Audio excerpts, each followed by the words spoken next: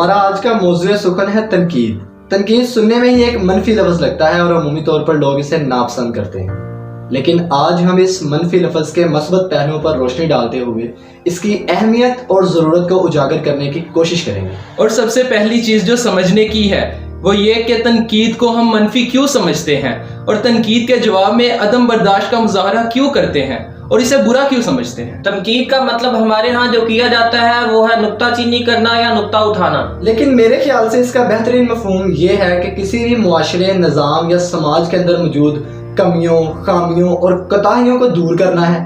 ان کا سدبا بیان کرنے کا نام ہی تنقید ہے، جو کہ کسی بھی معاشرے کے لیے بہت صحت مند چیز ہے، بلکہ یوں سمجھ لیجئے کہ ایک اینٹی بائیوٹک کے طور پر کام کرتا ہے۔ آئیے اب ہم ذرا یہ سمجھنے کی کوشش کرتے ہیں کہ تنقید کے معاملے میں ہم قوت برداشت سے محروم کب اور کیوں ہوئے۔ یہ ایک پیچیدہ معاملہ ہے۔ اس قرۂ ارض پر ایسا ہوتا آیا ہے کہ کمزور قوموں پر طاقتور قومیں غلبہ پاتی رہی ہیں اور ان کا سماجی، معاشی اور اقتصادی استحصال کرتی رہی ہیں، جن کی وجہ سے ان مغلوب قوموں میں ڈیفینسو میکانزم نے جنم لے لیا۔ میرے خیال سے تھوڑا مشکل ہو رہا ہے، آئیے ذرا مثال سے سمجھتے ہیں۔ یہ غالباً 15ویں یا 16ویں صدی کی بات ہے، جب یورپ میں تاجر طبقہ اقتدار میں آیا۔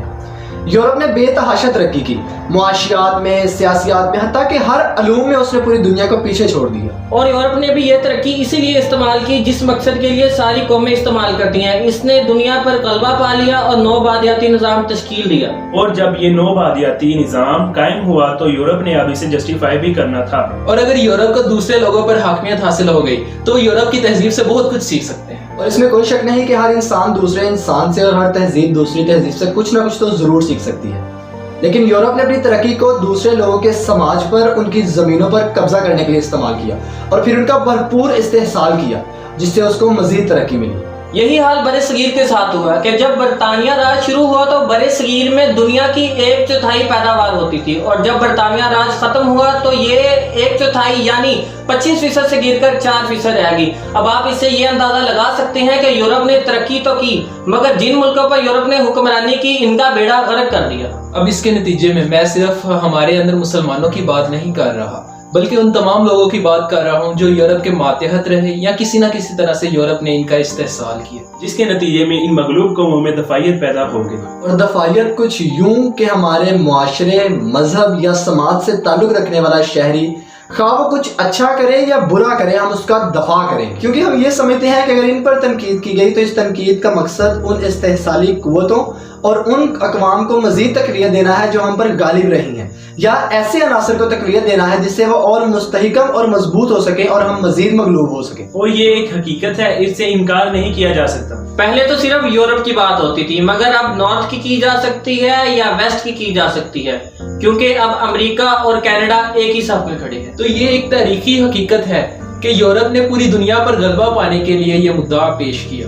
تو جب بھی ہم اپنی تہذیب و روایات پر بات کرتے ہیں، ان پر تنقید کرتے ہیں، تو لوگوں کے ذہن میں ایک سوالیہ نشان پیدا ہو جاتا ہے کہ آخر ہماری اپنی روایات کے خلاف سوال کیوں کیا جا رہا ہے، ان پر تنقید کیوں کی جا رہی ہے؟ کیا اس کا مقصد یہ تو نہیں کہ استحصالی قوتوں کی تائید کی جائے؟ اگر یہ مقصد ہے تو ہم اس تنقید کو ہرگز قبول نہیں کرتے۔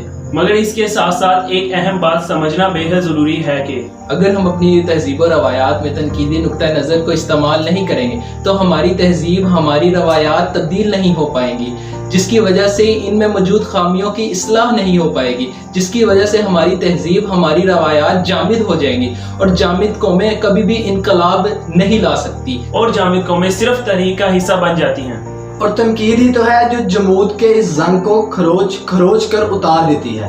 یہ قوموں میں انقلاب برپا کرتی ہے، قوموں کو نئی زندگی بخشتی ہے، لہٰذا اسے دل سے قبول کرنا چاہیے۔